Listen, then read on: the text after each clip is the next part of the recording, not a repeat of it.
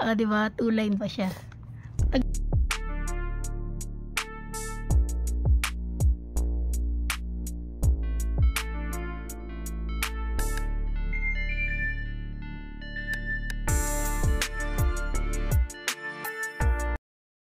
Yun guys. May naisip na naman akong prank kay Papa. Kasi gusto ko ayusin yung... Dito ka na. Gusto ko ayusin yung TV. Hinahanap ko yung patungan. Yung patungan ng TV. So kakakalkal ko. Meron akong nakita. Ito. Tingin ko kay Liam pa to nung maliit pa siya. Ngayon, ipaprank natin si Papay, sisend natin to sa kanya. Alam nyo naman to, di ba? Tawa si Rio. Ayan. Ayan. Tingnan natin kung ano. Yun, meron ba? Oh, meron pa. Di ba? 2 line pa siya. Tagal na nito. Kay Liam pa to tatago. Siguro kakaano. Ayan. Ngayon, iaano ko siya. Lala. Chat ko muna siya. Abangan natin yung reply. Tapos, saka ko siya tatawagan. Tingnan natin guys. Wait. 1 eternity later. Ayan. Nag-chat na ako sa kanya. Pero syempre, alam ko hindi niya iisipin to kasi talagang nagko-control na kami mula nga ng dalawa yung magkasunod talaga namin agad na anak. Ang hirap mag-alaga guys. Kaya alam kong parang ayaw niya pa rin ito. Saka alam niya kung gaano kahirap, puyat, lahat ng pinagdaanan namin mula nung nagbuntis ako kay Liam. Tapos magkasunod pa si Rio. Ayan. Hindi pa nagre-reply, siguro busy. Ayan, ang chat ko lang sa kanya, Nog. Tapos, OMG. Antayin natin. Wait lang. Iaano ko lang.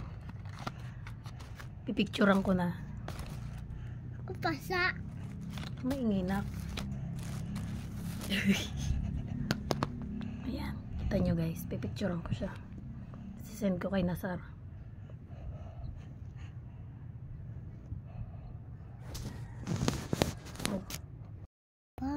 Ayan, busy siguro sa trabaho. So, hihintayin na lang natin mamaya ang reply niya. Tapos, saka natin siya tawagan. Alam ko tatawag to mamaya. Antayin na lang natin. Mag-ready na lang talaga ako. Ayan, nag-send na. Teka muna. Ayan, nagre-reply na siya. I-send natin.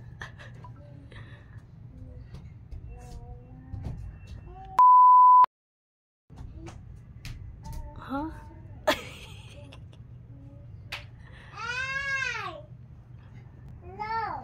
Ayan, nagtataka na siya.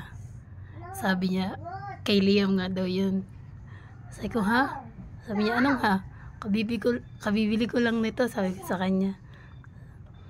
Ano ka ba? Sabi ko sa kanya. Aba, paano mangyayari yan? Eh di nga ako na. Hindi nga daw kami nag-ano, tapos may saplot pa. Yan. Try natin tawagan.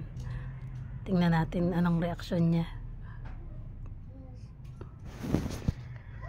Huwag mo akong pinaprank. Sira ulo ka. Bakit? Ano ipaprank ba kita? Baliw.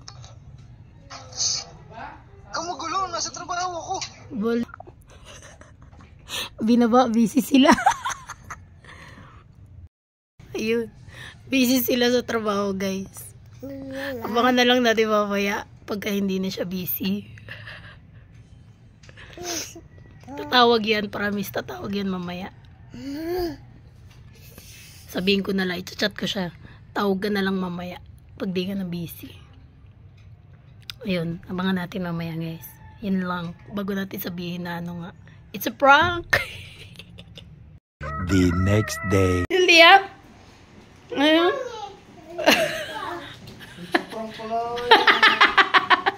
Hindi Ay, sasabihin natin kay Papa. Di ba kahapon? Ano yan? Ha? Kaya nga, ano nga yun? Ano nga yan? O, di ba meron tayong bibigay sa kanya? Anong bibigay mo?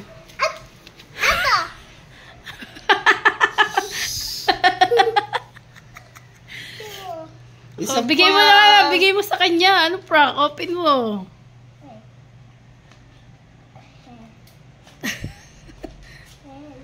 What's that? Ibigay mo kay papa mo. Oh, bigay mo, bigay mo.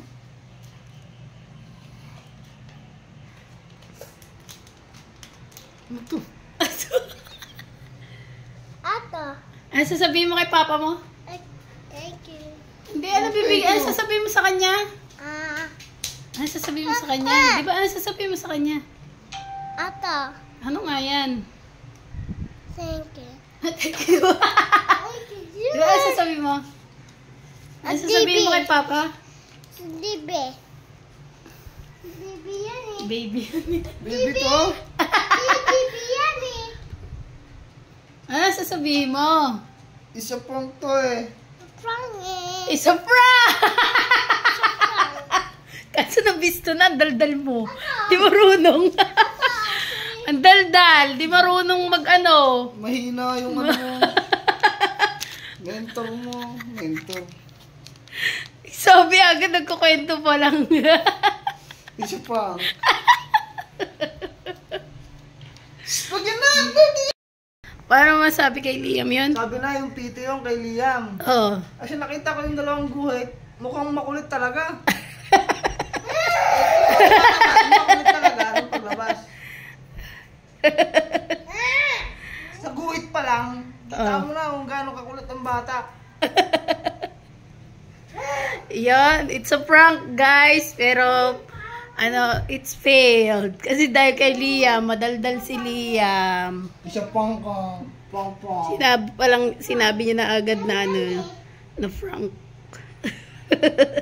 Thank you guys. Thank you for watching. Bru bru.